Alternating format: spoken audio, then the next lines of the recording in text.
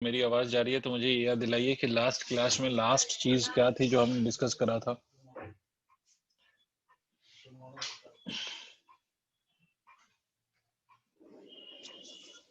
Sir moment of inertia. ठीक है, तो we discussed about the moment of inertia, but moment of inertia में क्या करवा रहा था मैं लास्ट, मतलब लास्ट क्या ये थे रॉड आपने मोमेंट ऑफ इनर्शिया रॉड वाला रॉड वाला, और एक्सिस मैंने एंड से पास कराया होगा। जी सर। ठीक है, अब उसी रॉड का मैं एक और सिचुएशन आपको कराता हूँ, फिर उसके बाद मैं आगे बात करूंगा दूसरे के मोमेंट ऑफ इनर्शिया पे, कि उसी रॉड में वही रॉड, उसका सेकंड केस कि अगर if the axis passes through the centre of the rod, अगर ये रॉड है और एक मिनट, ये रॉड और इस रॉड का हमने ये जो एक्सिस पास किया, that we are passing through the centre of the rod, this is axis of rotation, length of the rod is equal to L, mass of rod is equal to M. ठीक है, और आप यहां से पास कर रहे हो, सेंटर से पास कर रहे हो इसको। ठीक है, अब आपसे क्वेश्चन पूछा जा रहा है कि what is the moment of inertia of this rod about the axis shown. ये जो एक्सिस आपको शोन है या एक्सिस आपको गिवन है, इस एक्सिस के about what would be the value of moment of inertia of the rod. अब देखो, जो कॉन्सेप्ट आपको लास्ट क्लास में सिखाया गया था, the same concept has to be applied in this case also. जो कॉन्सेप्ट आपको मैंने लास्ट क्लास में सिखाया था, वही कॉन्सेप्ट यहाँ पे भी लगाएंगे। देखो, रॉड एक रिजिड बॉडी है, और रिजिड बॉडी में it is impossible to select individual particles and take the moment of inertia of each particle and then take the algebraic sum, because the point is कि यहाँ पर एक दो particle तो है नहीं, there would be million of particle which we are not aware of। हमें पता नहीं कि कितने पार्टिकल्स है इसके अंदर, तो वी आर नॉट श्योर। तो पहली बात तो हमें ये पता ही नहीं है कि कितने पार्टिकल्स हैं, और दूसरी बात, अगर मान लो कोई बता भी दे कि 10 लाख पार्टिकल्स हैं, 10 lakhs, 1 मिलियन पार्टिकल्स हैं यहाँ पर, तो मैं क्या करूंगा भाई, 10 लाख पार्टिकल के लिए individually moment of inertia find करूं और फिर सबका वेक्टर सम निकालना, it is not an easy task, so we can not do that, right. तो अगर हम ये नहीं कर सकते तो सर क्या करें? तो मैंने आपसे बोला था कि यू विल डू दिस, कि you will take a smallest portion of the rod. अच्छा, how this portion is taken? This portion is the smallest portion which is taken varies from body to body. For example, rod में हम क्या करते हैं, rod में हम ये assume करते हैं कि x डिस्टेंस पे we consider the infinitesimally a small element whose length is equal to dx. Rod के केस में हम ऐसे लेते हैं, रिंग के केस में भी हम ऐसे ही dx एलिमेंट लेंगे, बट इन अदर केसेस जैसे डिस्क के केस में यही एलिमेंट कैसे कंसीडर करा जाएगा वो चेंज हो जाता है, and that I will tell you in that case. ठीक है, तो x दूरी पर जाके आपने एक एलिमेंट कंसीडर किया जिस एलिमेंट की लेंथ कितनी है dx। ठीक है सर। सर अगर आपने लास्ट वाली क्लास में चीजें ठीक से पढ़ी या उसको रिवाइज किया तो आपको ये बात समझ में आएगी कि आप x डिस्टेंस पे जाके you are considering an element of dx, तो इस dx का मास कितना होगा, what will be its mass? तो mass of this will be equal to m by l multiplied by dx। Sir in unitary method, sir unitary method, do you remember that? ml square by 4 नहीं हर्षित, ml square by 4 नहीं आएगा, इसका answer ml square by 12 आएगा हर्षित, but कैसे वो अभी बताता हूं। देखो बच्चे, dm की value m by l dx कैसे? Total length of l contains a total mass of m। तो यूनिट लेंथ में कितना मास होगा यूनिटरी मेथड, तो total mass divided by total length. तो dx लेंथ में कितना मास होगा, तो total mass divided by total length multiplied by this length which is dx। तो ऐसे करेंगे सर। एनीवेज, तो dx dm will be equal to m by l multiplied by dx। dm की जो वैल्यू है वो m by l multiplied by dx, बिल्कुल वैसे ही जैसे लास्ट क्लास में हुआ था। और इसका मोमेंट ऑफ इनर्शिया लिखेंगे इस dm का, मतलब अब अल्टीमेटली आप ये कह सकते हो कि मेरे पास एक एलिमेंट है या एक पार्टिकल है जिसका मास dm है, और ये कितनी डिस्टेंस पे है यहाँ से, तो this is at a distance of x। ठीक है, तो इसका मोमेंट ऑफ इनर्शिया क्या होगा, तो इसका moment of inertia would be x square dm। Tell me yes और नो। Yes sir. मतलब इसको आप ऐसे लिख सकते हो, x square dm, dm can be written as m by l multiplied by dx। This is what you can write. ये आया moment of inertia of this element, ये इस एलिमेंट का मोमेंट ऑफ इनर्शिया है, ठीक है, इस एलिमेंट का ये मोमेंट ऑफ इनर्शिया है। तो what would be the total moment of inertia? अब ध्यान से देखिएगा, मैं जिससे जो पूछूं वो मिलके बताएं और समझें। यहां पर x की वैल्यू 0, ठीक है सर, मतलब मान लो कि मैंने सेंटर पे x की वैल्यू 0 लिया। भाई नेट मोमेंट ऑफ इनर्शिया निकालने के लिए आप इसको इंटीग्रेट करेंगे, और इसको इंटीग्रेट करेंगे तो m/l कांस्टेंट है, ये x² dx, यही तो होगा इंटीग्रेशन, आप यही करोगे। बट इंटीग्रेशन में m/l is constant value, total mass और टोटल लेंथ तो फिक्स्ड है ना, तो ये कांस्टेंट है, तो कांस्टेंट को इंटीग्रेट तो नहीं करेंगे, कांस्टेंट को हमने एज इट इज रहने दिया। इंटीग्रेट हम इस x वाले टर्म को करेंगे, जो वेरिएबल वाला पार्ट है उसको हम इंटीग्रेट करेंगे, ठीक है, मतलब we will be integrating x² dx। अब मैं आपसे क्वेश्चन पूछता हूं, Janvi can you respond please? यहां पर x 0 है। Yes, sir. Janvi tell me, if I start taking the element from here, अगर मैं यहां से एलिमेंट लेना शुरू करूं, तो यहां से यहां, मतलब अगर यहां से शुरू करूं तो यहां तक जाऊंगा, तो यहां पर x 0 है, तो यहां पर x की वैल्यू क्या है on the right extreme, what is the value of x? और याद रखिए आप सेंटर से ये लाइन ले रहे हो, ये l/2 है लेंथ, ये भी लेंथ l/2 है। Janvi can you tell me, अगर x यहां पर 0 है तो x यहां पर कितना है?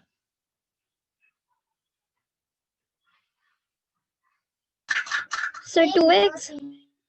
अरे मैं आपसे कहूं कि ये 10 मीटर लंबी लाइन है, और यहाँ पर x की वैल्यू 0 है, तो यहाँ पर x की वैल्यू कितनी होगी अगर ये लेंथ 10 है तो? 10. Initial code 10. तो वही, तो ये 0 है, तो ये टोटल लेंथ l/2 है, देखो, तो ये x is equal to l/2 होगा या नहीं Yes, होगा? sir. L/2. L/2. है ना, तो मतलब इसको अगर मैं 0 से l/2 इंटीग्रेट करूं, अब हर्षित मुझे एक बात बताओ, Harshit, if I integrate it from 0 to l/2, 0 से l/2 अगर इंटीग्रेट करूं, तो क्या ये पूरे रॉड के लिए इंटीग्रेशन होगा या सिर्फ हाफ ऑफ द रॉड पे इंटीग्रेशन होगा? Sir half of the rod के लिए। Of course it will be only for half of the rod, ठीक है, it will be half for half of the rod। लेकिन एक बात तो ऑब्वियस है ना कि जैसा ये राइट वाला हाफ है वैसा ही लेफ्ट वाला हाफ भी है, जी ठीक है, सर। जैसा आपका राइट हाफ है वैसा ही लेफ्ट हाफ है। इसका मतलब सर अगर आप इसको सोचो, इमेजिन करो कि ये तो सिर्फ आधे के लिए हुआ, तो इसका मतलब यही टर्म मुझे एक बार और लिखना पड़ेगा x² dx, ठीक है, और जी फिर सर। 0 से l/2 इधर भी लिख के और इसको ऐड करना पड़ेगा, एक तरीका तो ये है। या फिर मैं इसको ऐसे कर सकता हूं कि मैं एक का निकाल के 2 से मल्टीप्लाई कर दूं, क्या बोलते हो? क्योंकि जी सर।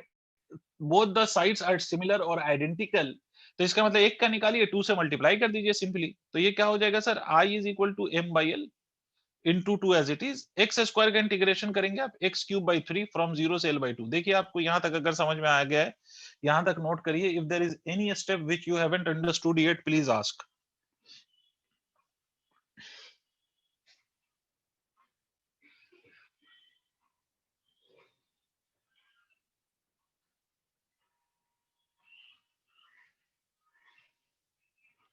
सर आई होप सबको क्लैरिटी है।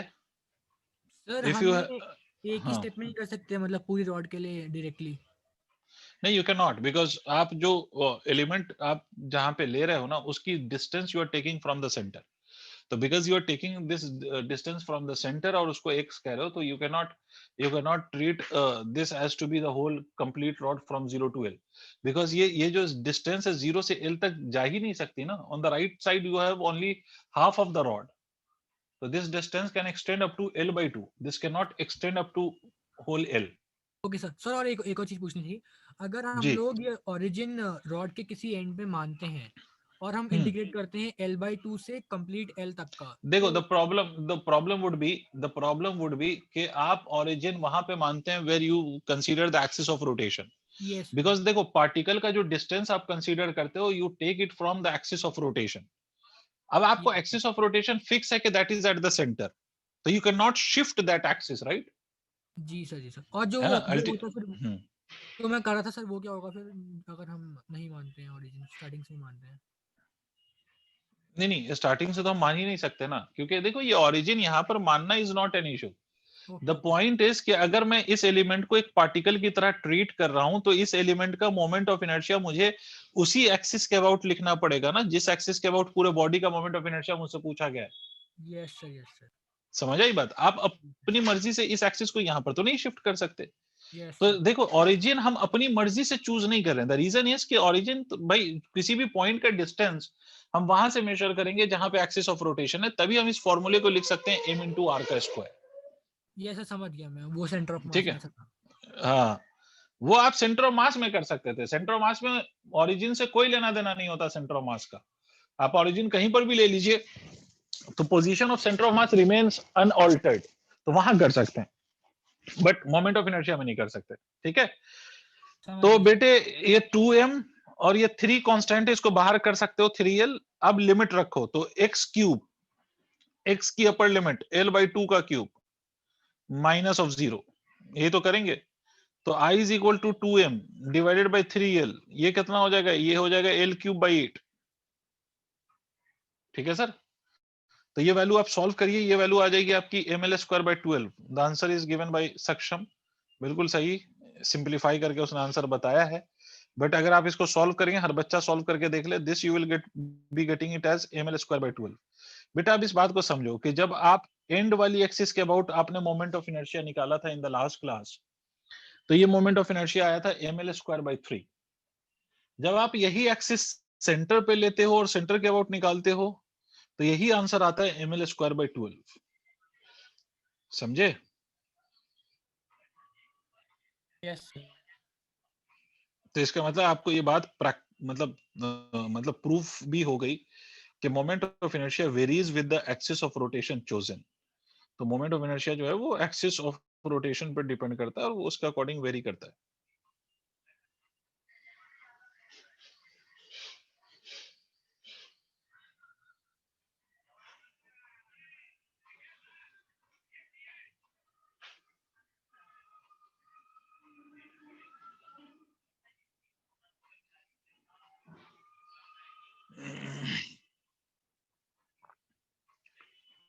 देखिए अगर आपने कर लिया हो तो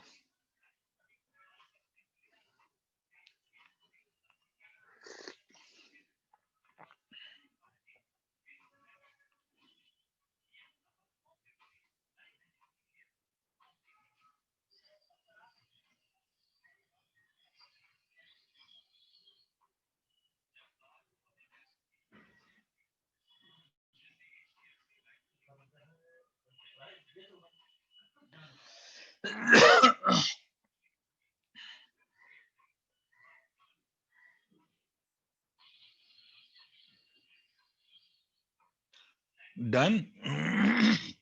यस सर। भाई बाकी बच्चे बता दो जो भी कनेक्टेड हैं आज। Done. ओके, अब देखिए ये तो हमने मोमेंट ऑफ इनर्शिया के 2 केसेस फॉर द रॉड लिया है। अब और भी कुछ केसेस लेता हूं मैं, क्योंकि आपको ये डेरिवेशन एग्जाम में पूछे जा सकते हैं। किसके किसके? तो रिंग का, डिस्क का, हॉलो सिलेंडर का, सॉलिड सिलेंडर का, है ना। बहुत ज्यादा हम नहीं करेंगे, बट जितने एग्जाम में पूछे जा सकते हैं उसको हम करेंगे। ठीक है, और बाकी मोमेंट ऑफ इनर्शिया जो एग्जाम में नहीं पूछे जाते हैं उसको सिर्फ आपको याद रखना है कि क्या क्या होता है।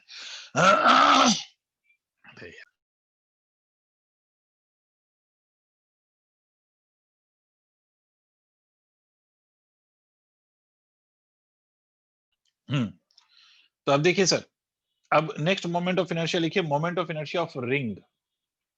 एक्सिस भी याद रखना है आपको, moment of inertia of ring about an axis passing through its center and perpendicular to plane of ring। ठीक है, moment of inertia of ring तो निकाल लो, बट कैसे निकाल लो? You are finding the moment of inertia of a ring about an axis passing through its center and perpendicular to the plane of ring। इस बात को समझो पहले। मैं इसके लिए 2 डायग्राम बनाता हूं ताकि आपको ये बात लॉजिकली समझ में आए मैं कहना क्या चाह रहा हूं। मतलब अगर ये रिंग ऐसे मान लो कि if it is placed on your table, अगर ये रिंग टेबल पे रखी हुई है, आप समझिए आपका जो टेबल होता है वो तो आपका हॉरिजॉन्टल प्लेन में होता है ना, मतलब टेबल का जो सरफेस है वो सोचिए आपके ये टेबल के सरफेस पे है, और ये रिंग का जो एक्सिस जिसके अबाउट हमें मोमेंट ऑफ इनर्शिया बताना है वो ये है, this is your axis of rotation.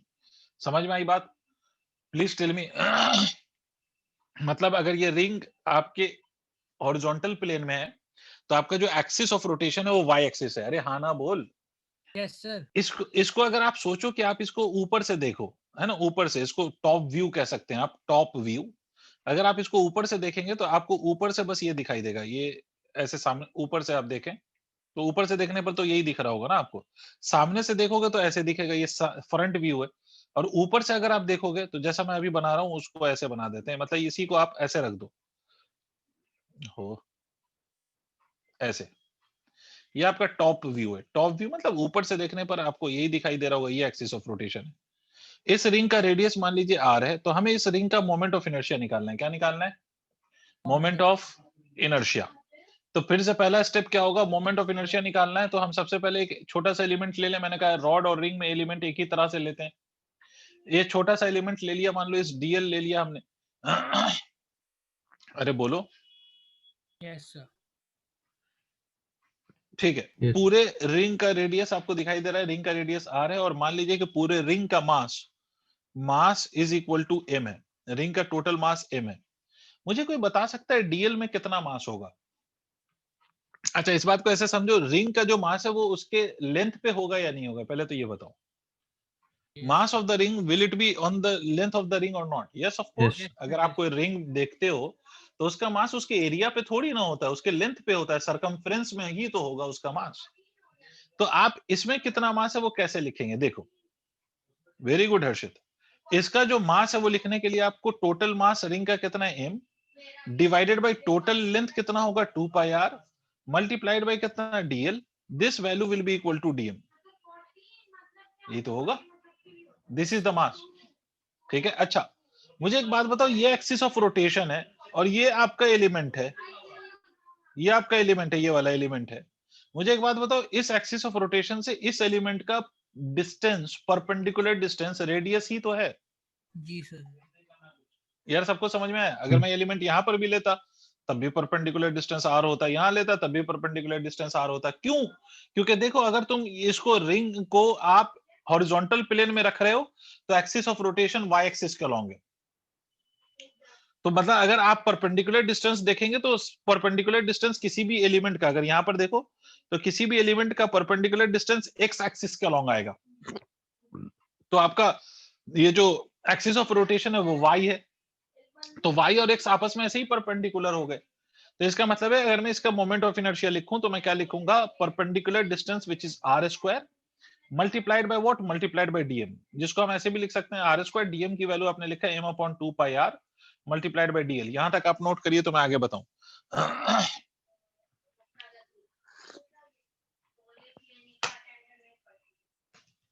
यहां तक नोट करिए तो मैं आगे बताऊं।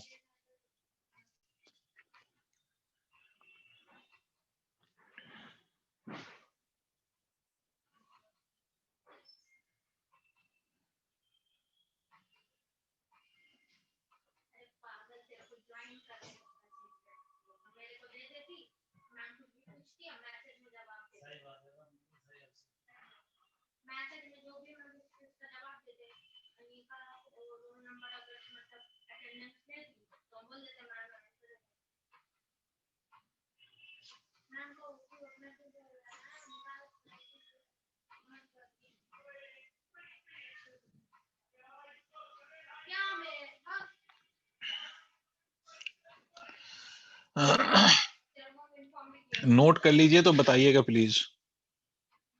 नहीं, बहुत ज्यादा आंसर ले आए तुम।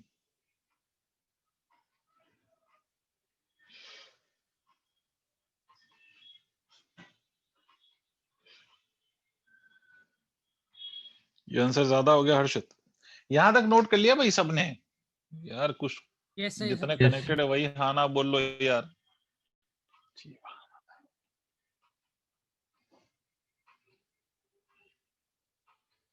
अब देखिए, डी की वैल्यू है नेट मोमेंट ऑफ इनर्शिया। जब आप लिखेंगे तो देखो, एक बात तो क्लियर है कि यहां से हम एक आर को इस आर के साथ कैंसिल कर सकते हैं।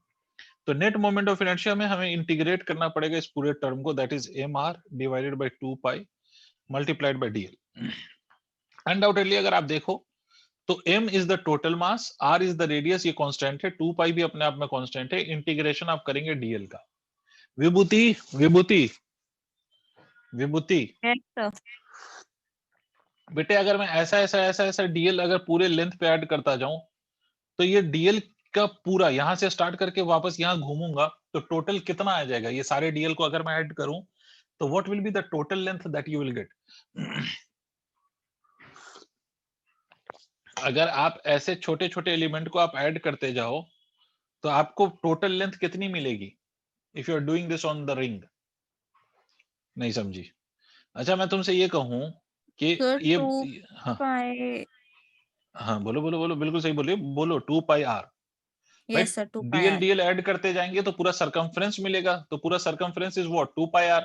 तो इसका मतलब है कि इसको हम इंटीग्रेशन को हम ऐसे लिख सकते हैं, ध्यान से देखिए, डीएल का इंटीग्रेशन अगर हम करते हैं तो this is 2 pi r, 2 pi से 2 पाई कैंसिल, तो moment of inertia of the ring about an axis passing through its centre would be equal to m r square. ये मोमेंट ऑफ इनर्शिया है sir ring का, note करिए।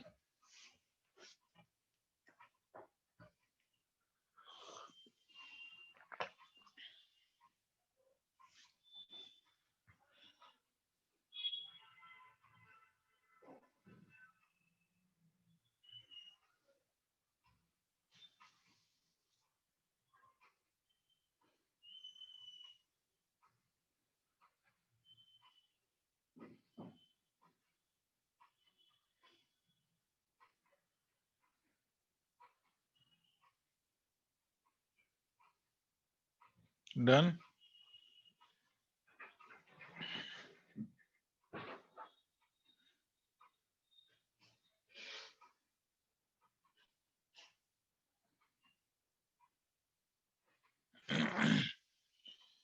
Sir moment of inertia का basic meaning क्या होगा? Moment of inertia का basic meaning हम बता चुका हूं मैं, और उसकी वीडियो आपने पता नहीं देखा शायद।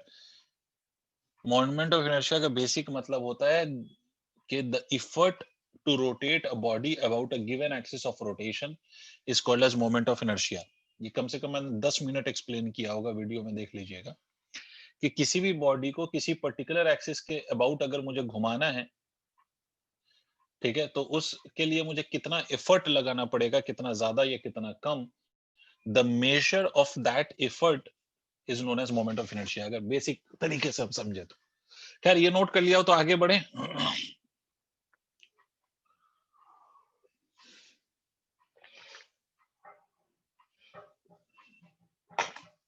सर ये वाला नोट कर लिया, आगे बढ़े?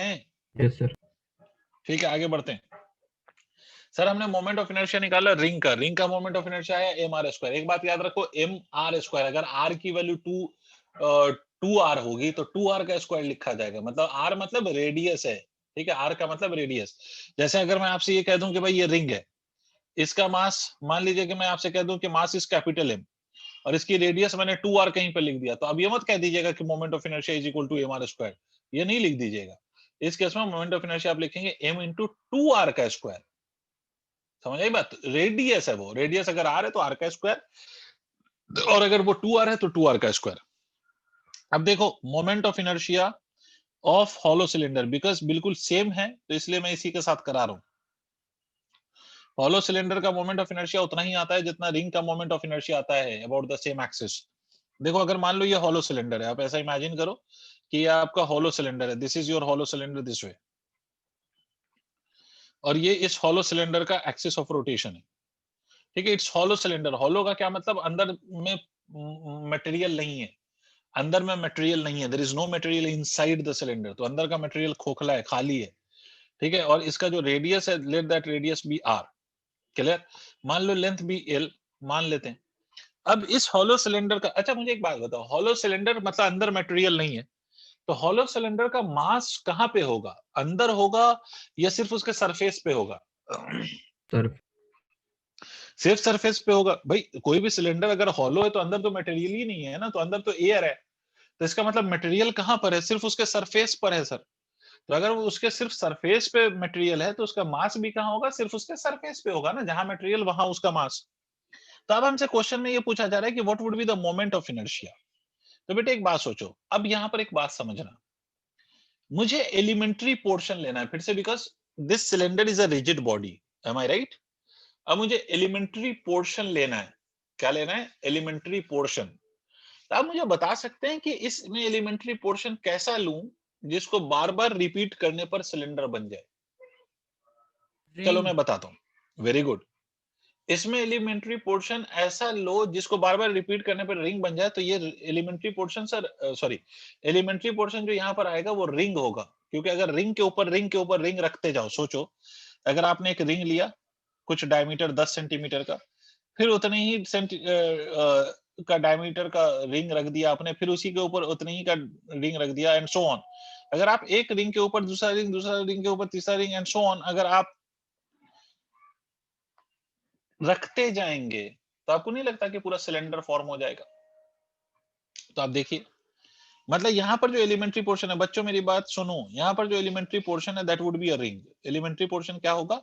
रिंग होगा। अगर आपको ऐसे नहीं समझ में आया तो ऐसे समझो कि आप इसको अगर स्लाइसेस के फॉर्म में काटोगे, if you'll cut the whole cylinder in the form of slices, तो each and every slice will be a ring। तो मतलब यहाँ पर एलिमेंट्री पोर्शन कैसा माना जाएगा? रिंग। और इस रिंग का एलिमेंट्री पोर्शन माना गया तो इसका रेडियस कितना होगा? उतना ही होगा जितना सिलेंडर का रेडियस है। अरे हाँ ना बोलो। Yes. मान लो कि mass of the cylinder, mass of cylinder is equal to cap m है, मास ऑफ सिलेंडर एम है। अब एक बात सोचो, अगर मैं मान लूं कि let mass of ring is equal to dm है, मान लो, तो इस रिंग का मोमेंट ऑफ इनर्शिया क्या होगा? अगर ये अपने आप में एक रिंग है जिसका मास डीएम है और इसका रेडियस आर है, तो मोमेंट ऑफ इनर्शिया क्या लिखोगे इसका? What will you write the moment of inertia of this ring as? mr²। भाई सिंपल सी बात है, एमआर स्क्वायर ना। अगर मैंने इस एलिमेंट्री रिंग का मास डीएम मान लिया, तो मास की जगह आप डीएम इंटू आर स्क्वायर लिखेंगे। पता नहीं क्या बोल रहा है ये, अरे समझे या नहीं? नहीं सक्षम, ये नहीं है आंसर। ये पहली बात समझ में आ गई, क्योंकि आपने रिंग का यहाँ पर जो मास माना है वो डीएम माना है, तो डीएम आर स्क्वायर। तो मोमेंट ऑफ इनर्शिया क्या होगा? Integration of r square dm. Undoubtedly r जो है वो तो कांस्टेंट है, तो आर बाहर आ गया। इंटीग्रेट किसको करेंगे आप? डीएम को इंटीग्रेट करेंगे। डीएम को अगर आप इंटीग्रेट करेंगे फॉर द होल सिलेंडर, तो sum of all these dm will be equal to m. तो इसका मतलब सारे ऐसे ऐसे आप एलिमेंट कंसीडर करते जाओ, सारे ऐसे ऐसे आप रिंग लेते जाओ लेते जाओ लेते जाओ लेते जाओ, तो total mass of the cylinder ही तो फॉर्म हो जाएगा। मतलब answer would be m r square और नॉट। Yes. देखो, जो रिंग का मोमेंट ऑफ इनर्शिया आता है वही सिलेंडर का मोमेंट ऑफ इनर्शिया आएगा।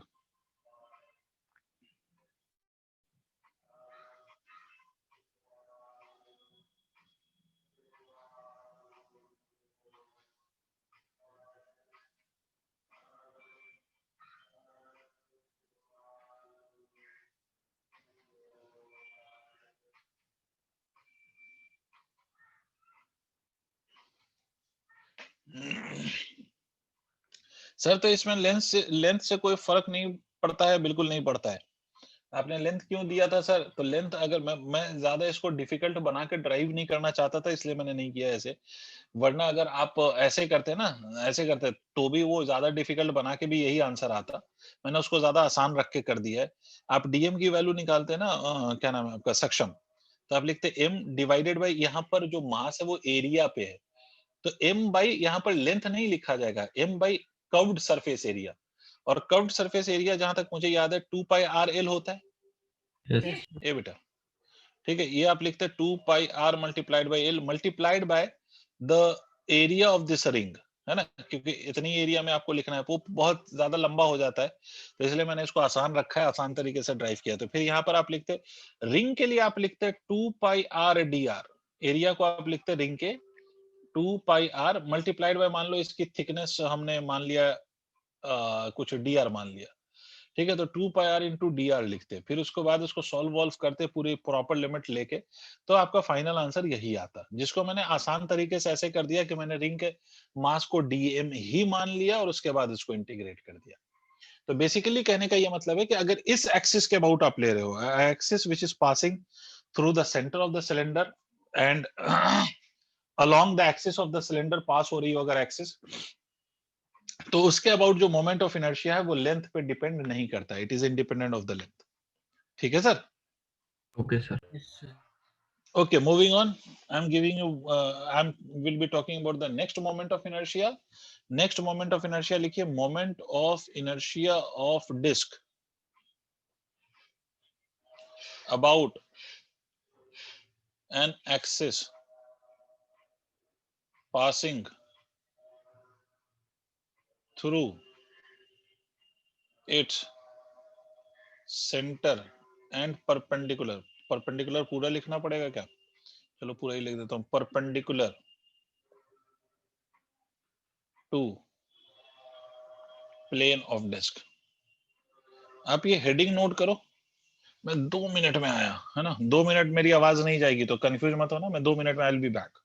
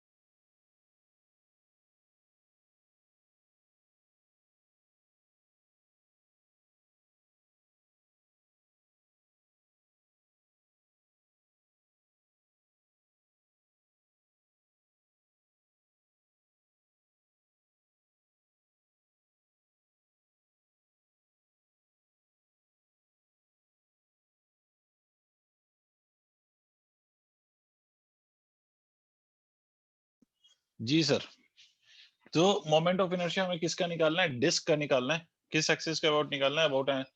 about an axis passing through the center and perpendicular to the plane of the disk। इसके अबाउट आपको मोमेंट ऑफ इनर्शिया निकालना है। अब ध्यान से सुनिएगा, मेरी बात समझिएगा। सर इसका मतलब ये डिस्क ऐसे देखो सर, इसको फिर से ऐसे समझो कि ये डिस्क ऐसे आपके टेबल पे रखी हुई है, ऐसे समझिए। डिस्क आप समझते हैं, ऐसा मैं जब भी बनाऊं ना स्ट्रक्चर जो पूरा गोल नहीं है, पूरा सर्कुलर नहीं दिखाई दे रहा है, तो ऐसा मैं जानबूझ के तब बनाता हूं जब आपको मुझे ये बताना हो कि it is placed on your horizontal surface. तो ये डिस्क है और ये इसकी एक्सिस ऑफ रोटेशन है, ठीक है? और इस डिस्क का रेडियस आर है, इस डिस्क का रेडियस आर है, ठीक है? इस डिस्क का रेडियस आर है, ठीक है? और इस डिस्क का मास मान लीजिए m है और ये एक्सिस ऑफ रोटेशन है। इसके अबाउट इसका मोमेंट ऑफ इनर्शिया आपको निकालना है। आप मेरी बात समझ रहे हैं? मतलब अगर Yes. आप इसका टॉप व्यू देखें सर, ऊपर से देखें, तो अभी जैसे रिंग के लिए बताया था, अगर इसी को ऊपर से देखें तो ये आपकी डिस्क है ना, ये आपकी डिस्क है। ऐसे लाइनें बनाने का मतलब ये है कि इसका मास पूरे इसके सरफेस पे होगा। कहां होगा महुना इसका मास? ये top view. Mahuna, mass of the disk will lie on the length or on the surface? Mona, Mona बोलती ही नहीं है, कसम खा के बैठती है।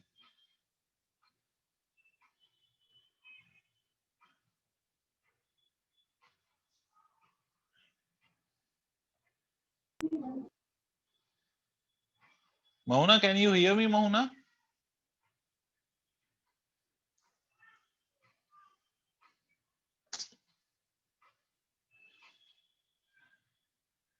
महुना,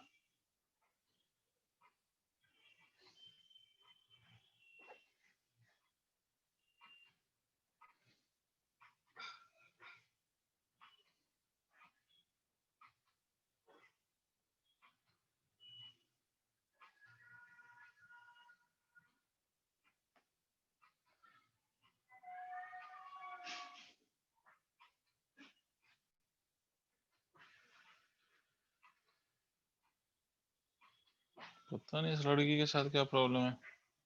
भाई मेरी आवाज जा रही है हर्षित? Yes sir. बहुत बढ़िया। जानवी आपको जा रही है बेटा? Yes sir. सक्षम और विभूति, आप लोगों को Yes. मेरी आवाज पहुंच रही है? Yes, Yes, sir. sir. तो इसको नहीं पहुंच रही है, ये लड़की जो है महुना।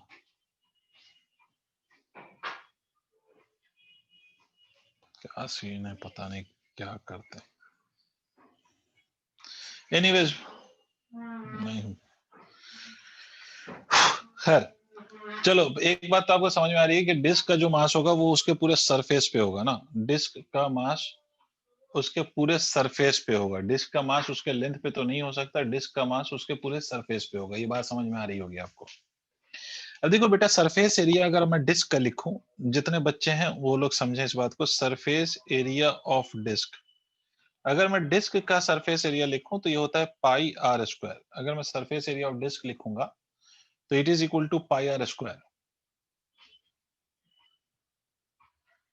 ठीक है, तो अगर surface area of the disc is pi r square, तो बेटे यहां पे फिर से यूनिटरी मेथड लगेगा। टोटल डिस्क का मास m है, इसका मतलब पूरे पाई आर स्क्वायर का जो मास है वो m है। तो यूनिट एरिया का मास कितना होगा बेटे? बच्चों मेरे प्यारे, यूनिट एरिया का mass m upon pi r square होगा। हाँ ना बोलना पड़ेगा। Yes sir. ठीक है, बिल्कुल सही। अब आते हैं मेन काम की बात पे। ये यूनिट एरिया ये तो हम अभी यूज करेंगे, बट अब समझते हैं डिस्क का मोमेंट ऑफ इनर्शिया निकालना है। अगर अदर देन हर्षित, अगर मुझे बाकी जो बच्चे हैं उसमें से कोई अगर अपना कॉमन सेंस लगा के बता दे मुझे कि यहां पर मुझे कैसा एलिमेंट्री, वो जो छोटा वाला पोर्शन लेते हैं ना, जैसे हमने रॉड में डीएक्स लिया था, सिलेंडर, हॉलो सिलेंडर में हमने रिंग कंसीडर किया, तो डिस्क में कैसा छोटा सा पोर्शन लिया जाए ताकि उसको रिपीट करने पर रिंग फॉर्म हो जाए, कोई भी, सॉरी, डिस्क फॉर्म हो जाए। कोई बता सकता है? What should be the elementary portion considered जिससे रिंग फॉर्म हो जाए?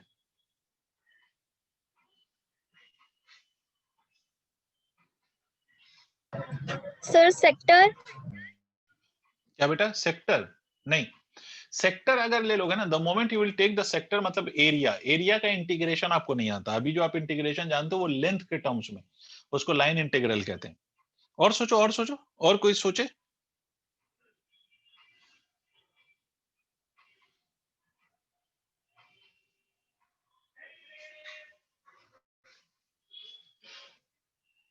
पॉइंट नहीं बेटा। अच्छा, हर्षित को भी नहीं पता। और कोई, और कोई, और कोई? तुम लोग सोचो, मैं 1 मिनट का टाइम, आप लोग सोचो, मैं बता दूंगा तो तुम्हें लगेगा। हाँ, सर्कल, बहुत करीब पहुंच गया हर्षित। हर्षित बहुत करीब पहुंच गया।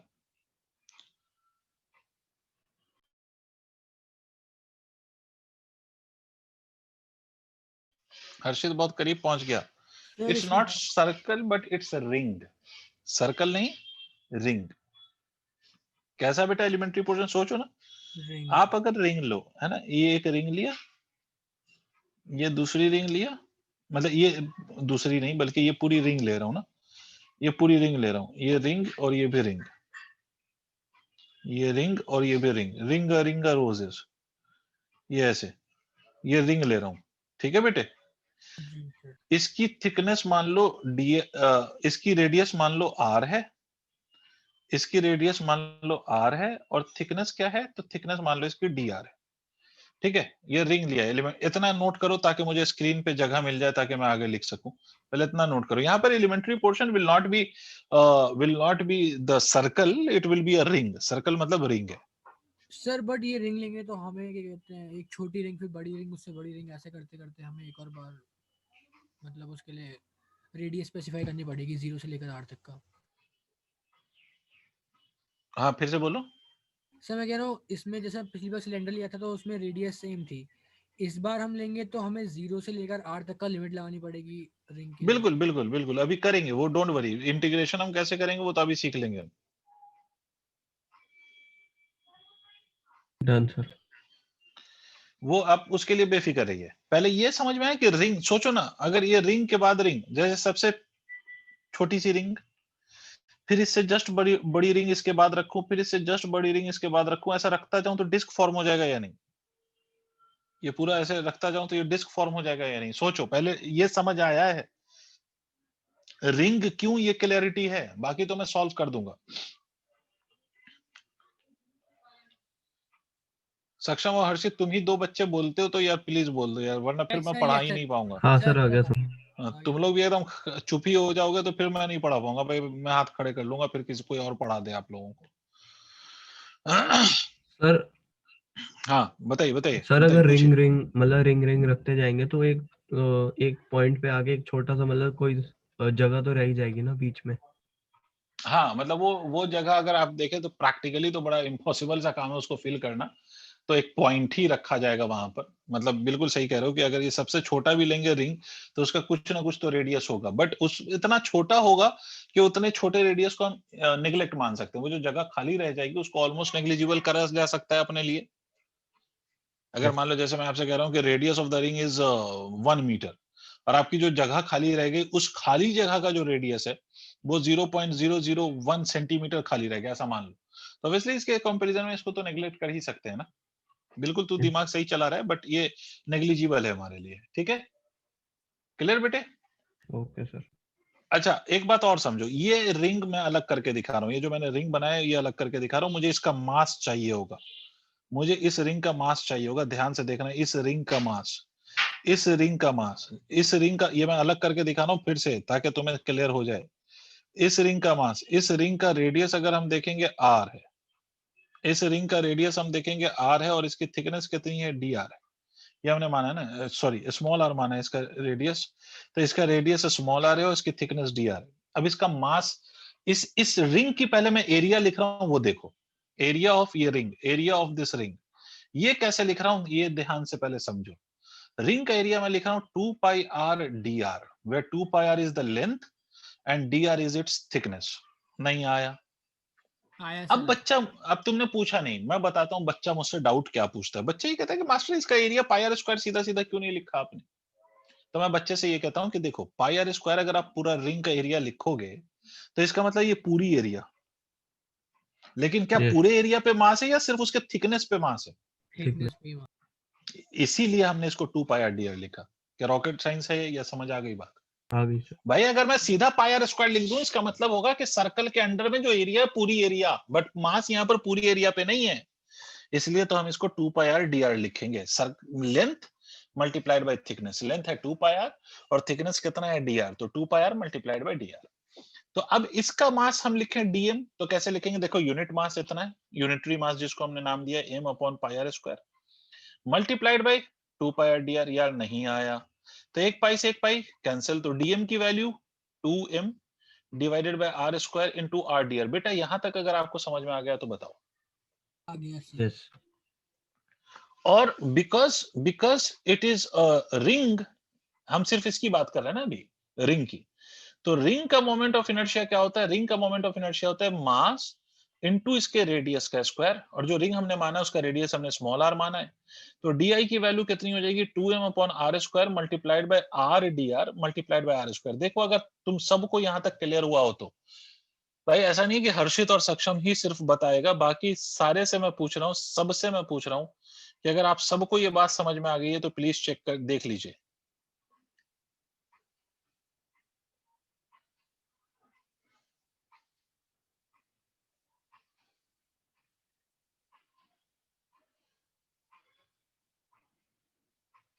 मास कैसे निकाला है, is it clear to everyone? Please देख लो। फिर मास निकाल लिया तो मुझे पता है कि ये रिंग है, तो रिंग का मोमेंट ऑफ इनर्शिया हमें पता है m इंटू आर स्क्वायर होता है। यहाँ पर m का मतलब dm है, और r का मतलब यहाँ पर इस रिंग का रेडियस है विच इज स्मॉल r, तो ये हमने लिख लिया। Sir, हाँ sir, I couldn't hear you and my screen froze, so I couldn't use the mic. okay, and why it happens on a regular basis? Sir, You know one thing, I haven't heard your voice for last I guess 10 days, at least 10 days. sir, I've been having a lot of network problem since the past Okay, 2. can you please fix that network problem, otherwise it will Yes, sir. be creating issues with you as well as with me, because when a student doesn't respond तो मुझे बड़ा अजीब सा लगता है, then I don't feel like teaching then. ठीक है, ये मेरा वीकनेस कह लो या मेरा प्लस पॉइंट कह लो, because I won't let you sleep in my class. ठीक है, तो खैर ये बात सबको क्लियर हो गई, DI यहाँ तक क्लियर हो गया। आपने ये वाला डायग्राम अगर ड्रॉ कर लिया होगा शायद, तो ये मैं इरेज कर रहा हूं। हाँ बच्चों, ये DI तक अगर आपको समझ में आ गया तो आगे क्या करें? Janvi, what should I do next? Janvi, ओए Janvi, Yes, sir. what should I do now? How to find the net moment of inertia? ये तो जो मैंने अभी निकाला, that is the moment of inertia of the ring that we have considered. But हमें moment of inertia किसका निकालना है? पूरे डिस्क का। ये the whole disk, right? ये पूरी डिस्क का moment of inertia निकालना है। Add कर देंगे। ऐड करेंगे, तो ऐड कैसे करेंगे? तो इंटीग्रेट बोलो ना। ऐड करें मतलब इंटीग्रेट करें, तो ऑब्वियसली इंटीग्रेट करें ना Yes, बेटा। sir. Integration. तो इंटीग्रेशन करो तो 2m by r square multiplied by r cube dr। Okay, अच्छा इसको अगर आप इस तरह से रिंग कंसीडर करोगे, you will consider the first ring this way, and then you will consider the second ring, फिर third ring and so on. You will keep on considering the rings. आप इस तरह से रिंग कंसीडर करते रहोगे, है ना? इस पॉइंट से लेके इस पॉइंट तक you will be considering ring. तो आप सोचो कि सबसे पहली ring, the very first ring that you will consider, ठीक है, मतलब इस डिस्क में जो क्लोजेस्ट, सबसे क्लोज आप जो रिंग कंसीडर करेंगे, सेंटर से सबसे क्लोज जो रिंग कंसीडर करेंगे, आपको नहीं लगता कि उसका radius would be negligible, that is equal to 0? सोच के देखो, जो सबसे फर्स्ट रिंग होगी वो सबसे छोटी होगी। नहीं आया? यस भाई आपकी ये डिस्क है, मेरी बात समझिए, और इसका सेंटर है, तो आपको मैंने क्या बोला कि रिंग आपको कंसीडर करना है इसके around, ring ring ring ring. तो सबसे पहली रिंग का आप रेडियस बहुत छोटा होगा तो उसको ऑलमोस्ट नेग्लिजिबल मतलब 0 मान सकते हैं। और सबसे लास्ट रिंग का रेडियस कितना होगा, कौन बता रहा है? What would be the radius of the last ring? Very good, Harshit. That would be equal to r। मतलब देखो 0 से लेके r तक, मतलब सबसे पहली रिंग का रेडियस 0 और सबसे फाइनल रिंग का रेडियस कैपिटल R। अगर कैपिटल R तक पहुंच गए तो इसका मतलब पूरा डिस्क फॉर्म हो गया, है ना? तो इसको आप इंटीग्रेट कर लीजिए, तो ये 2m by r square constant है, तो ये तो बाहर आ गया। r cube dr का integration would be r to the power 4 by 4 0 to capital R। तो मोमेंट ऑफ इनर्शिया सॉल्व करिए, 2m upon r square, और ये 4 बाहर कर सकते हो, इसमें आप अपर लिमिट रखो तो ये r to the power 4 minus of 0। इसको सॉल्व करो तो ये 2 2, और ये सॉल्व करोगे तो this answer you will get it as mr square by 2। ये है moment of inertia of the disc. ये फाइनली जो अब मोमेंट ऑफ इनर्शिया निकला, दिस इज फॉर डिस्क। तो डिस्क का मोमेंट ऑफ इनर्शिया इतना निकला है। इसमें किसी को कहीं भी इशू है तो प्लीज आस्क।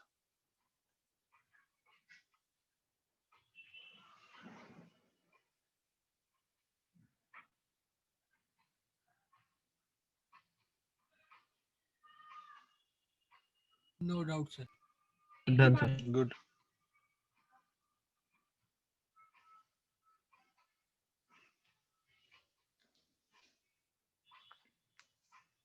सर अगर हम पॉइंट कंसीडर करते तो हमें क्या दिक्कत आती सॉल्व करने में? पॉइंट अगर आप कंसीडर करोगे तो what will be the dimension for that point? How will you take the mass of that point?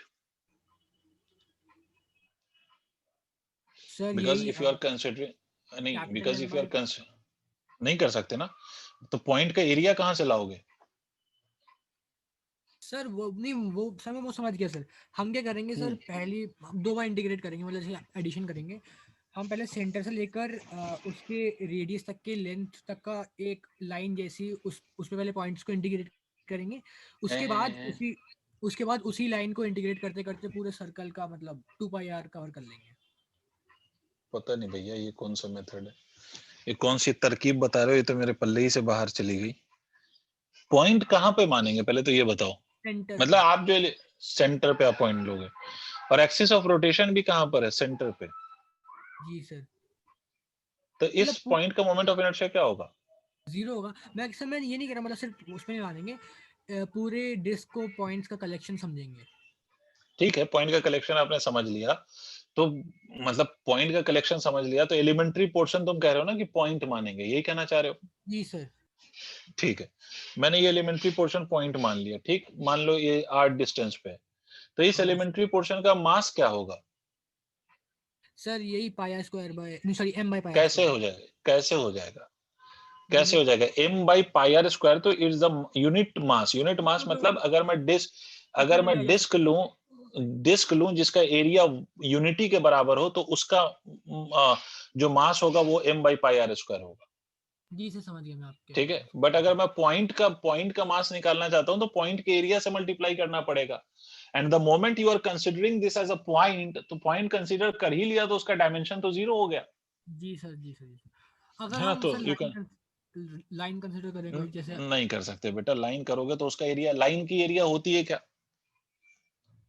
क्यों एरिया चाहिए मुझे? उसका रीजन बहुत ऑब्वियस है ना, कि डिस्क का जो पूरा मास है वो उसके पूरे सरफेस एरिया पर है, तो आपको ऐसी कोई भी एलिमेंट्री पोर्शन आपको ऐसा लेना होगा जिसमें उसमें खुद में भी एरिया हो। सही है नहीं, ये बात समझ में। सर। जब हमने रॉड ली थी, हमने क्या कंसीडर किया था, उसे क्या कहेंगे? रॉड में इसलिए कंसीडर किया था लेंथ, क्योंकि रॉड का मास उसके लेंथ पे होता है।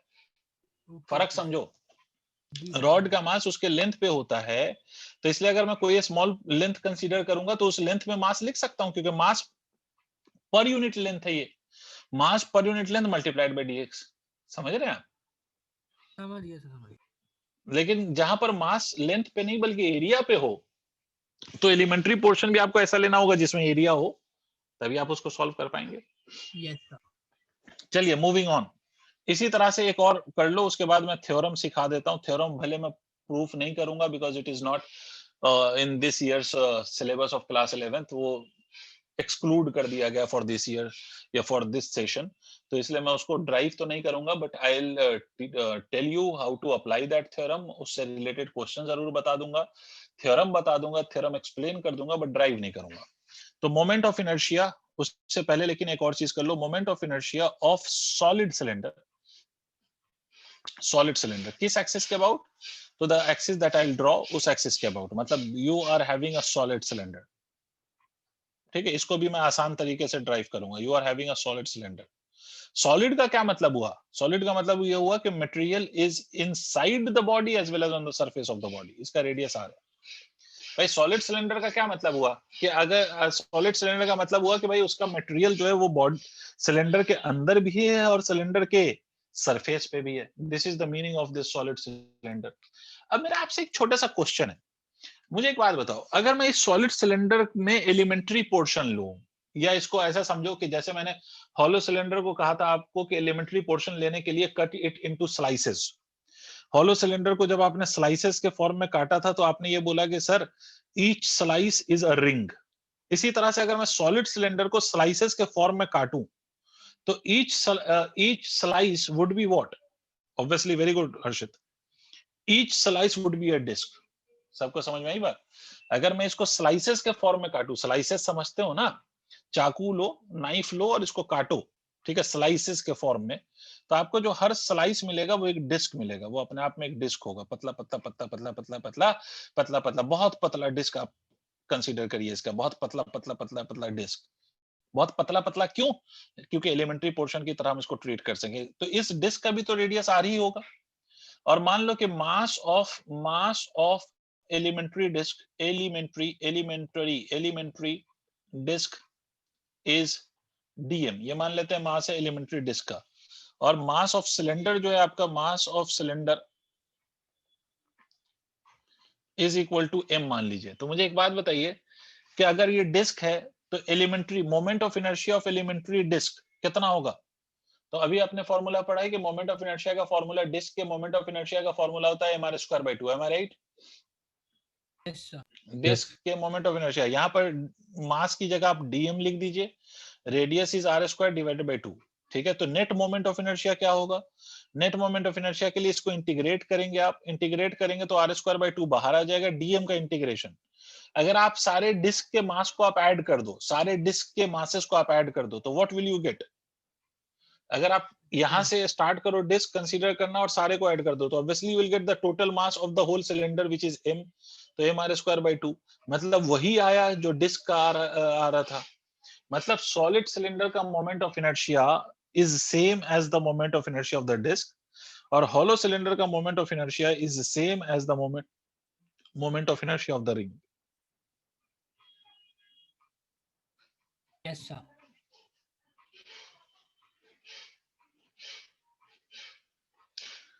Solid cylinder का moment of inertia is same as that of the moment of inertia of the disc. Hollow cylinder का moment of inertia is same as that of the ring. But इस बात को याद रखिएगा कि axis कहाँ पे ली गई है, या where we have considered the axis, according to that moment of inertia can vary. ये मोमेंट ऑफ इनर्शिया जो आपको दिखाई दे रहा है, ये वो भी हो सकता है या कुछ और भी हो सकता है, depending on the axis.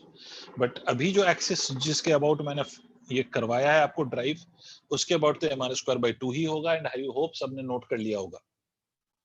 Yes. ठीक है, if everyone has already taken a note of this, तो मैं आगे बात करता हूँ। तो अब इस तरह से आपको इतने मोमेंट ऑफ इनर्शिया का डेरिवेशन आपको याद रखना है, इतने मोमेंट ऑफ इनर्शिया का डेरिवेशन आपको पता रहना चाहिए, याद रहना चाहिए। एग्जाम में अगर पूछा जाए तो यू कैन आंसर के how this moment of inertia has been derived. अब इससे आगे मैं मोमेंट ऑफ इनर्शिया ड्राइव नहीं करा रहा हूं, that will not B N easy task for you, तो वैसे भी वो आपको एग्जाम में आएगा भी नहीं। अगर आप याद कर सकते हैं तो आप प्लीज याद करिएगा, जैसे हॉलो स्फीयर का, सॉलिड स्फीयर का, इस तरह का आप moment of inertia if you can memorise, तो यू कैन डू दैट, क्योंकि वो आपको ऑलमोस्ट हर किताब में वो गिवन रहता है, ठीक है, वो ऑलमोस्ट हर बुक्स में आपको मिल जाएगा, तो वो आप कर सकते हैं। But we are not deriving this because it is not important, the derivation is not important from the exam point of view, so we are not driving that. But if you can remember the result of that, so please go ahead, usko rato, yaad karo, and it is important. अगर आप आगे जीवन में in your life अगर आप कोई entrance exam crack करना चाहते हो, चाहे नीट या जेईई, तो you should remember the moment of inertia of the solid sphere, hollow sphere, right? Triangular plate, cone, इस तरह के बॉडीज का भी मोमेंट ऑफ इनर्शिया आपको याद रह जाए तो अच्छी बात है। Okay, moving on. Again, जो मैंने आपसे बोला कि I'll not drive, but I'll tell you the theorem. I'll explain you the theorem. I'll explain you by example, by statement, everything, and then we will solve few questions related to these theorems, ताकि आपको ये clarity आ जाए कि ये है क्या. But I'll not drive it. The reason is very obvious कि ये इस साल के एग्जाम में नहीं है, मैं बार-बार बोल रहा हूँ। अब आते थ्योरम है क्या? तो there are two theorems related to moment of inertia.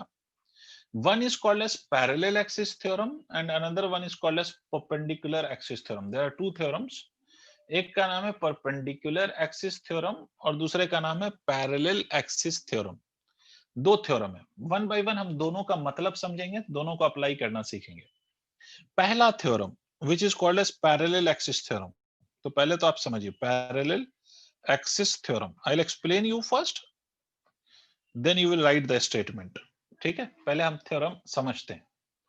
Parallel axis theorem ये कहता है कि if you have any planar, if you have a body, कोई सी भी body, whether it be planar body or it is a 3-dimensional body, कोई सी भी body हो, तो किसी भी बॉडी में, मान लो ये कोई सी बॉडी है, कोई भी जनरल एक बॉडी है, ठीक है, और इस बॉडी का ये सेंटर ऑफ मास है, ऐसा समझो, इस बॉडी का यहाँ पर ये सेंटर ऑफ मास है, and this is the axis which is passing through the center of mass of the body.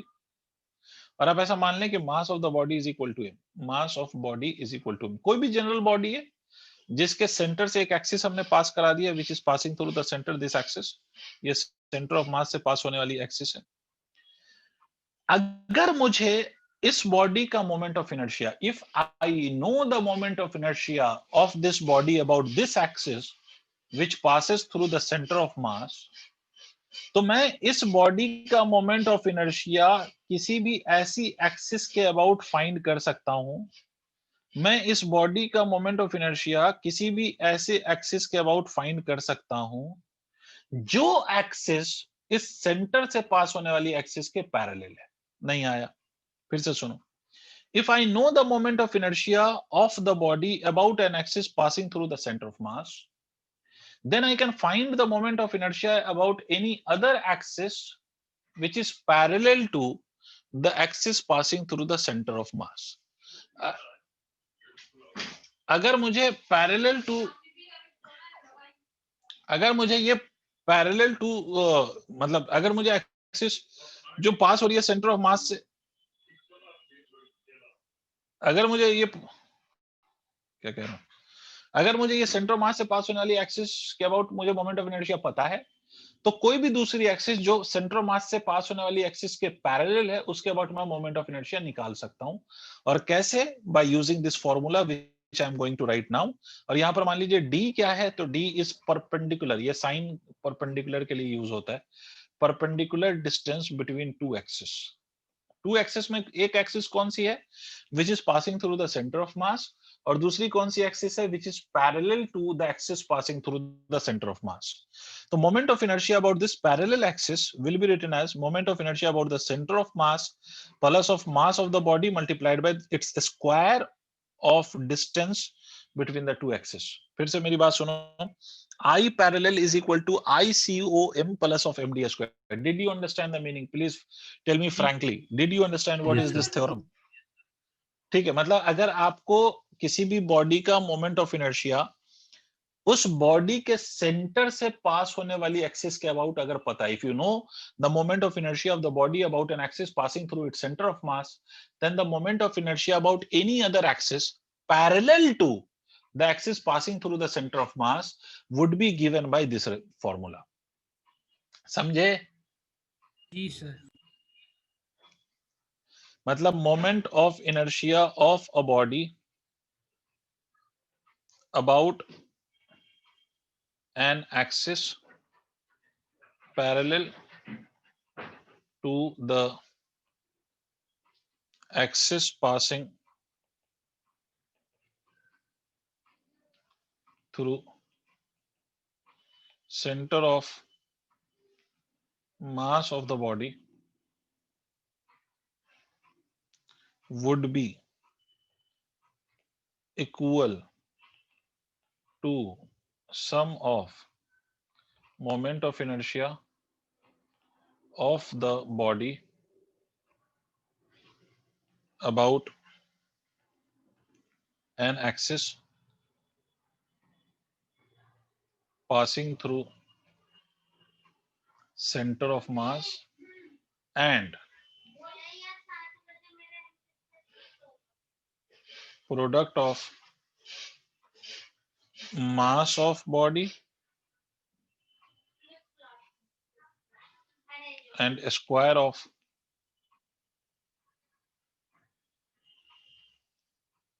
perpendicular distance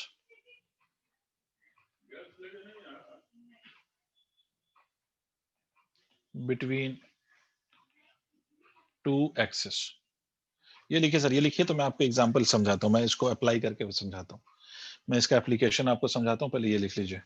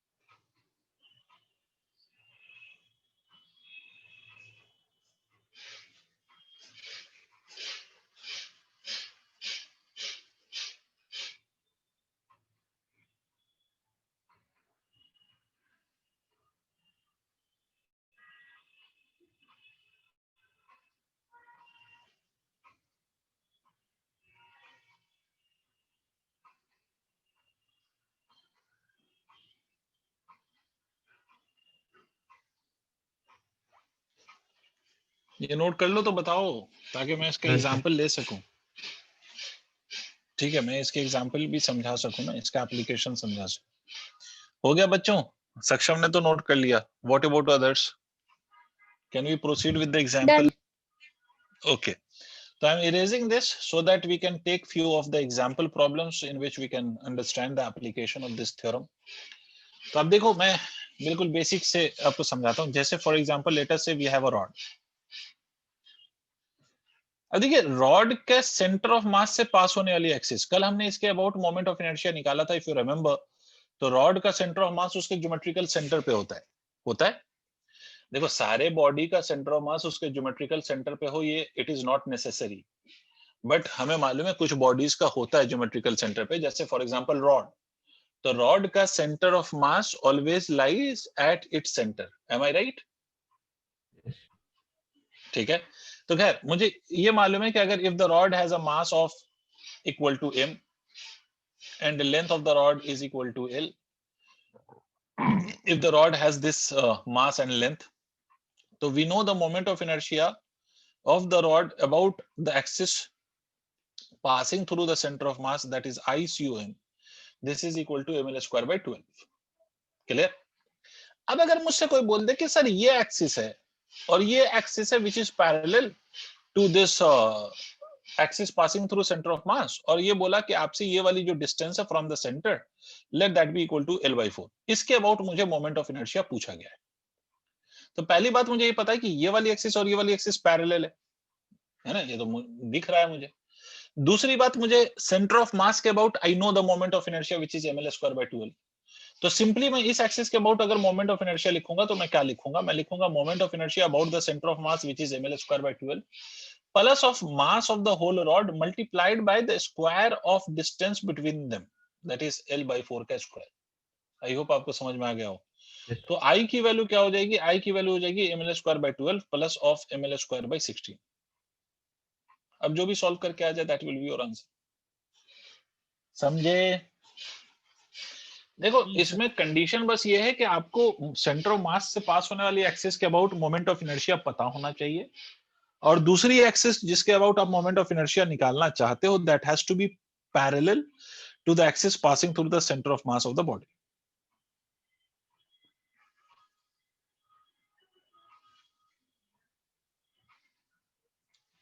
ये नोट करो, तो मैं एक और एक बार एग्जांपल लूं।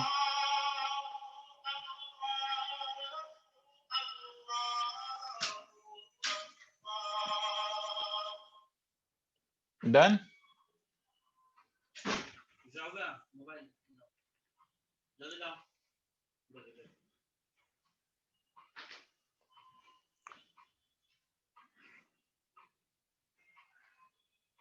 Done sir. ठीक है, जैसे अगर मान लो, मुझे ये बात बताओ, अगर मान लो यही एक्सिस में यहाँ पे शिफ्ट कर देता एंड पे, तो देखो तो पैरेलल एक्सिस थ्योरम से उसका आंसर वही आ रहा है क्या जो हमने कल ड्राइव किया था? Yes sir. ये अगर मैं एंड पे शिफ्ट कर दूं, है ना, तो ये दूरी कितनी हो जाएगी? L/2 हो जाएगी। अगर मुझे, अब जाहिर सी बात है कि सेंटर के अबाउट तो ये पैरेलल ही है ना, सेंटर वाली एक्सिस से तो ये पैरेलल है। तो अगर मुझे अब देखना हो इसका मोमेंट ऑफ इनर्शिया इस वाली एक्सिस के अबाउट, तो मैं कैसे करूंगा? तो इस वाले एक्सिस के अबाउट मोमेंट ऑफ इनर्शिया मैं लिख सकता हूँ ml square by 12 plus of mass of the whole body, मतलब वो रॉड, मल्टीप्लाइड बाय L/2 का स्क्वायर। तो इसको सॉल्व करिए तो ये हो जाएगा ml square by 12 plus of ml square by 4। अगर आप सॉल्व करके देखें तो 12 और 4 का एलसीएम विल बी 12, तो ये आ जाएगा sir ml square plus of 3 ml square divided by 12। तो ये 4 ml स्क्वायर बाय 12 हो जाएगा। सॉल्व करोगे तो ml स्क्वायर बाय 3 आएगा। और याद करो, कल हमने यही पढ़ा था कि एंड के अबाउट या एंड से जो एक्सिस पास होती है उसके अबाउट जो मोमेंट ऑफ इनर्शिया होता है for the complete rod, that is equal to ml square by 3। अब समझ आ गया कैसे अप्लाई करना है हमने इसको? Yes sir. ठीक है। अच्छा, इसमें एक बात याद रखिएगा कि the parallel axis, the axis which is parallel, that can be inside the body और it can be outside the body also. भाई ये जरूरी नहीं है कि it should be in the body itself. भाई रॉड है तो रॉड में ही ये लाई करेगा, ये एक्सिस, ये it is not necessary. It can be inside the body और it can be outside the body. पहला पॉइंट तो ये, it can be either inside the body और आउटसाइड द बॉडी। सिमिलरली जैसे अगर आपको मैं सेंटर ऑफ मास की बात करूं, आप याद करो कि क्या सब जितने भी बॉडीज हैं सबका सेंटर ऑफ मास बॉडी में ही होता है? नो सर, भाई नहीं होता। रिंग का सेंटर ऑफ मास उसके सेंटर पे लाई करता है, और जहां पर रिंग का सेंटर ऑफ मास लाई करता है वहां पर तो रिंग का कोई मटेरियल होता ही नहीं है सर। मतलब अगर आपने ये रिंग लिया, ये आपने रिंग लिया ऐसे, तो इस रिंग का जो सेंटर ऑफ मास है, इस रिंग का सेंटर ऑफ मास इसके सेंटर पे लाई करेगा, और जहां पे लाई कर रहा है वहां पर रिंग का तो मटेरियल ही नहीं है, वो तो एयर में लाई कर रहा है।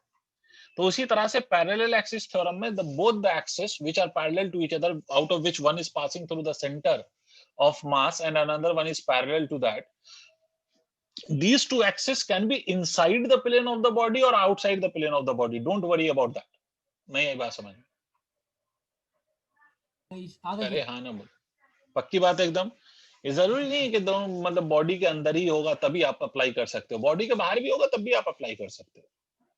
ठीक है, तो बस कंडीशन या रिक्वायरमेंट या क्राइटेरिया ये है कि the two axis has to be parallel, और सेंटर ऑफ मास के अबाउट, सेंटर ऑफ मास से पास होने वाली एक्सिस के अबाउट मुझे मोमेंट ऑफ इनर्शिया पता होना चाहिए। अब जैसे मैं एक बार और एग्जांपल लेता हूं, जैसे मैं आपसे कहूं कि दिस इज अ डिस्क, ये ऐसा डिस्क मान लो, हमें इसका सेंटर के अबाउट इसका मोमेंट ऑफ इनर्शिया पता है। मान लो ये डिस्क का रेडियस आर है, मतलब इस डिस्क का mass is equal to m है, इसका radius is equal to r है, ये ऐसे है। आपको मैंने बोला इस एक्सिस के अबाउट इसका मोमेंट ऑफ इनर्शिया बताना है, and both the axis are about z axis. ये देखो ये भी क्रॉस बनाया है ना मैंने, और ये भी क्रॉस लिया है, मतलब दोनों एक्सिस z वाली लाइन पे है, मतलब it is about z axis. मुझे बता सकते हो what will be the moment of inertia? mr square by 2 plus mr कर square. दो आंसर बताओ फाइनल। ये डिस्क है ना? Yes of course it's a disc,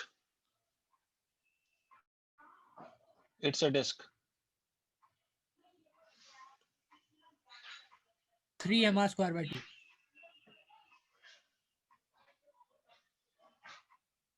आ गया सबका आंसर?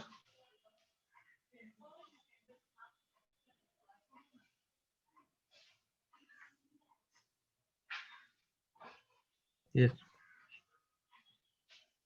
भाई सीधी सीधी सी बात है, ये वाली एक्सिस और ये वाली एक्सिस दोनों पैरेलल है because both are along z axis, and ये वाली जो एक्सिस है that is passing through the centre of mass, because disc का मास भी उसके ज्योमेट्रिकल सेंटर पे ही होता है, तो दिस इज सेंटर ऑफ मास। ठीक है, ये सेंटर ऑफ मास भी है, तो हमें सेंटर ऑफ मास के अबाउट अब मोमेंट ऑफ इनर्शिया लिखना है ना, इस एक्सिस के अबाउट मोमेंट ऑफ इनर्शिया लिखना है। तो सेंटर ऑफ मास के अबाउट हमने कैलकुलेट करा कि mr स्क्वायर बाय 2 होता है, plus of mass multiplied by इन दोनों के बीच के डिस्टेंस का square, that is r square. तो ये कितना हो जाएगा? This will be equal to 3mr square by 2। This will be your answer. अब बोलो ऐसे कर सकते हो? Now Yes. You know how to apply the parallel axis theorem. Okay, we move to the next theorem which is called as perpendicular axis theorem.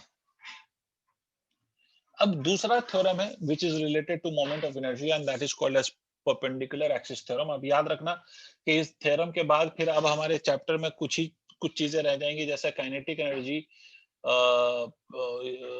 Of rotation, और इसी तरह से relation of moment of inertia and alpha and torque. ये कुछ चीजें हैं जो हम करेंगे कल, और उसके बाद एक ही मेन टॉपिक रह जाएगा जिसका नाम है रोलिंग मोशन।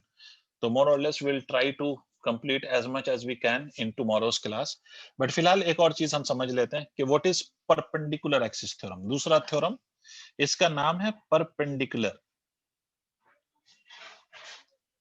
axis theorem।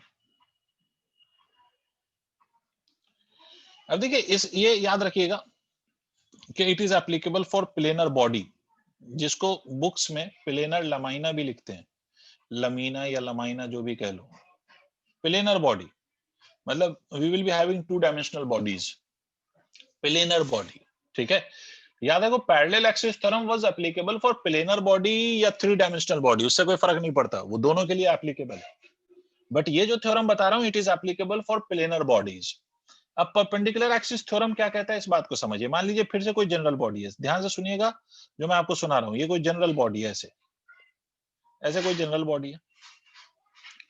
इस बॉडी का मोमेंट ऑफ इनर्शिया मुझे 2 एक्सिस के अबाउट पता है, एक ये एक्सिस ऑफ रोटेशन है जिसके अबाउट इसका मोमेंट ऑफ इनर्शिया मुझे पता है इस बॉडी का, और दूसरी ये एक्सिस ऑफ रोटेशन है और इसके अबाउट भी मुझे इसका मोमेंट ऑफ इनर्शिया पता है और दोनों आपस में परपेंडिकुलर।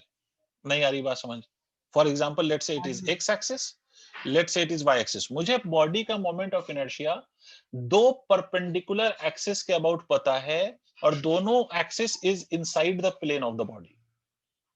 मतलब अगर ये कोई बॉडी बनाया मैंने सच दैट वो एक्स वाई प्लेन में है, तो मुझे उस बॉडी का moment of inertia, if I know the moment of inertia about the x axis which is inside the plane of the body, y axis which is also inside the plane of the body, तो इस body का moment of inertia we can find out about the third axis, मान लो ये z axis which is perpendicular to the plane of the body, and third axis के about जो moment of inertia होगा that would be the sum of moment of inertia about the x axis and y axis। नहीं आई बात समझ? फिर से सुनो, अगर कोई बॉडी है प्लेनर बॉडी जिसमें x मतलब प्लेनर बॉडी है जो एक्स वाई प्लेन में है फॉर एग्जांपल मान लो, और मुझे उस बॉडी का moment of inertia x axis के अबाउट भी पता है और y के अबाउट भी पता है, तो मैं उसका मोमेंट ऑफ इनर्शिया तीसरी axis which would be z axis, उसके अबाउट मैं सिंपली लिख सकता हूं as the sum of moment of inertia about x axis and moment of inertia y axis. Did you understand और नॉट? पहले ये बताओ स्टेट ये समझ में आया जो मैंने लिखा है? अगर ये दो एक्सिस एक z होता और एक y होता और मुझे z और y के अबाउट पता होता तो x के अबाउट मैं लिख सकता था। ठीक है, तो बेसिकली ये थ्योरम ये कहता है कि the moment of inertia MOI हाँ ऑफ अ तीनों एक्सिस सेम पॉइंट से पास होंगे ना? बिल्कुल, planar body the moment of inertia of a planar body about an axis perpendicular to plane of the body and passing through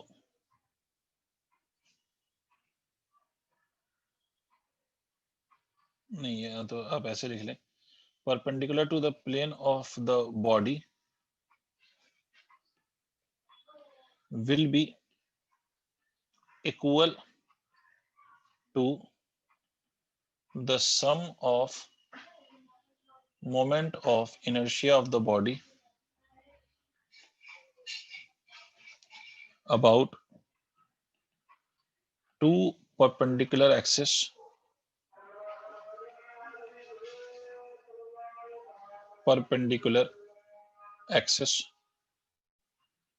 contained in the plane of the body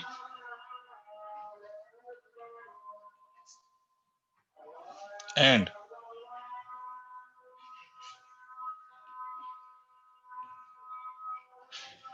passing through same point from where the third axis is passing।